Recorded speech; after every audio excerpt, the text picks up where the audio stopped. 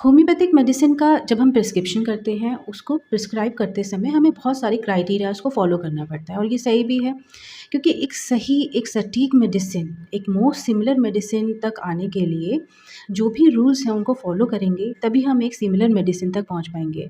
ये तो है कि जो भी सिम्पटम्स हैं पेशेंट के, उनके सिम्पटोलॉजी के ऊपर, उनकी जो टोटलिटी ऑफ सिम्पटम्स है, अगर सिर्फ़ उनको बेस करके होम्योपैथिक मेडिसिन प्रिस्क्राइब की जाए, तो हो सकता है कहीं न कहीं वो पार्शियल सिमिलर मेडिसिन हो। अगर पार्शियल सिमिलर मेडिसिन होगी तो वो आप जो बीमारी है पेशेंट की वो उसके कुछ ही एरिया को कवर करेगी, पार्शियल रिलीफ देगी। आफ्टर सम टाइम डिसीज़ जो है वो दोबारा से आ जाएगी। और जैसे कि होम्योपैथी फेमस है कि होम्योपैथी रूट कॉज पे काम करती है और जड़ से बीमारी को ठीक करती है, शायद वो पॉसिबल ना हो पाए। अब इसके पीछे जो है जो हमने कहा ठीक है, सिम्पटम्स हमने ले लिए, हमने सारा केस टेकिंग कर लिया पूरा प्रॉपर।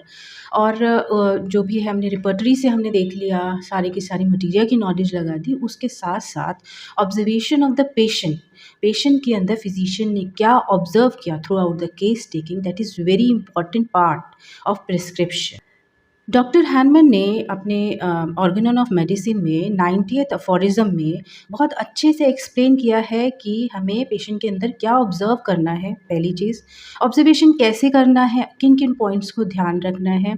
पूरा केस टेकिंग करने के बाद पेशेंट के अंदर फिज़िशियन ने क्या ऑब्ज़र्व किया, what he himself observe in the patient through out the case taking, क्या उसके अंदर पिक्यूलियर सिम्पटम थे, वो सारे के सारे फिज़िशियन को नोट डाउन करने होते हैं और उसके बेसिस पे जब प्रिस्क्राइब करेंगे तो वो और भी ज़्यादा अच्छी और भी ज़्यादा सिमिलिमम मेडिसिन जो है वो निकाल पाएँगे।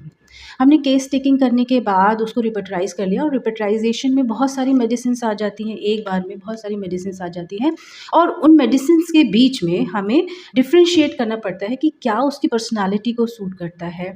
क्योंकि ऑब्जर्वेशन इज़ वेरी इंपॉर्टेंट। हर एक केस टेकिंग के साथ-साथ हमें ऑब्ज़र्व भी करना है पेशेंट के अंदर। उसकी पर्सनैलिटी को जज करना है, उसके बिहेवियर को जज करना है, सारे की पॉइंट्स जो हैं वो हमें जज करने हैं। बट ऑब्ज़र्वेशन करना कैसे है, that is main important. 90th अफोरिज़म जो है, 90 अफोरिज़म, उसके फुट नोट में डॉक्टर हैनमन ने ये भी बताया हुआ है कि पेशेंट के अंदर क्या-क्या चीज़ें आपको ऑब्ज़र्व करनी है। जब आपके पास पेशेंट आते हैं, उनका बिहेवियर कैसा है? बिहेवियर को ऑब्ज़र्व करना बहुत ही ज़्यादा इम्पॉर्टेंट होता है।